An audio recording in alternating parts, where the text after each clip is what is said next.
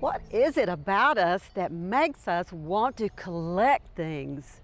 When I'm finished talking to Mike Garner here in Paris, Tennessee, I think you're going to know why he likes to collect Japanese maples. Yes. Thank you, Mike, for allowing us to come. You're just welcome. Give us why you collect. Well, 20 years ago, I started collecting some fairly common blood goods and so forth, Japanese maples, and I got into the palmate leaf, and then the dissectum leaf, and then the miniatures or yaks, and so we moved here about 20 years ago, built this house, and have about 3 acres at that time. Now we have 5 acres, and I had a lot of room to. I wanted to collect Japanese maples varieties. That's the necessary element, room. Yes. Maples are going to, most people think of the small dwarf weeping type, but then you get some that 10, 15, 20 feet tall. So room that they can add some character and see the full structure of them. I love to bring the canopy up so you can see the limb structures and so forth like that. But we travel quite a bit, and when I see a different maple, you just got to have it. I like to have it. This one here, you can see it is 10 or 12 foot wide, but look, it's no taller than 3 foot. But that's the structure amazing. under it, but it's not pruned that way, it grows that way. And what's that variety? Kai-o-hime. And so this is older. Yes, this one is the oldest maple I have. If you didn't have a lot of room, you couldn't utilize this once it gets mature. And it's sort of tucked away as an understory It tree. is. This one is called a Lynnium, and when it comes out initially, it is almost a shrimpish pink color, very striking on that.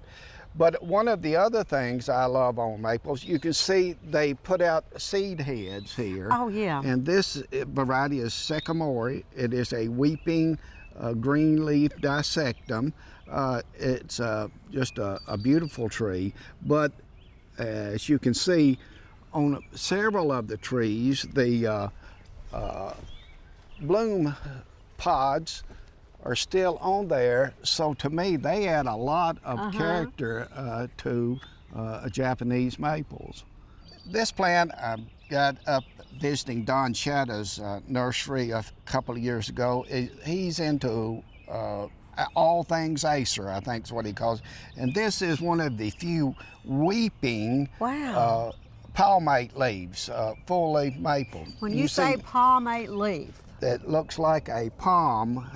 Normally it's 5 lobes on that, and they stand, most of them, as you see all these others, are upright. This is one of the few weeping ones. Right behind here, this is an unusual structure and leaf color. It is a very Twomby's red Sentinel, small palmate leaves, but look how brighter it is than compared to some of the other colors around you here. Wow. It's just a bit, to me, adds to the structure.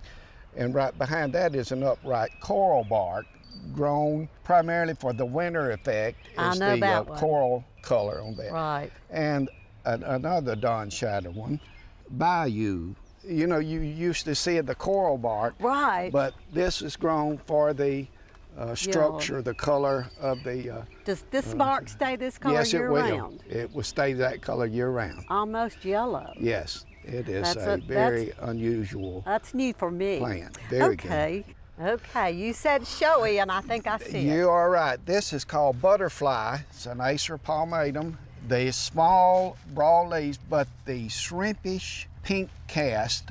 As I told you, it was very twiggy, you can see that, but in the springtime, if you walk down through there, your eye is going to be drawn to these. Absolutely. It is just, we had a little sunshine, you could see how beautiful it is. Well, even with drops of rain, it's beautiful. It is. I like the spotlight over here. Yes, this is a summer ghost, I believe is what it's called. And there are some others maybe in this series, but to me, it just, the light color in a dark, Setting, overshaded area like this, it is so striking, and it's a beautiful little plant. This is an Acer japonicum. We're moving from the Acer palmatums, and this is called Magetsu. And if you look a close shot of the leaf, it is so attractive, I think, as a, there are some in the family called dancing peacocks, and I can see where they would get the name of that. And I see the variation in this one for sure of the seeds. Yes. And the leaf. That is beautiful. All right, now And this then one. this, that I think it used to be an Acer japonicum, but they changed it to Acer sheer swarm.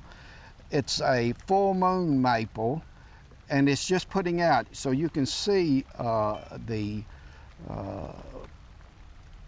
areas pubescence, I believe is called, that comes out. And this will be a aureum, a very golden maple. It's a highly And desirable obviously you one. recommend that it be in a container. Well, I have trouble with this variety, and I've lost several, and I'm going to try to at least get it to some size in this. Yeah. On this now this red one right here, is this a variety we've yes, seen? this is in the dwarf class.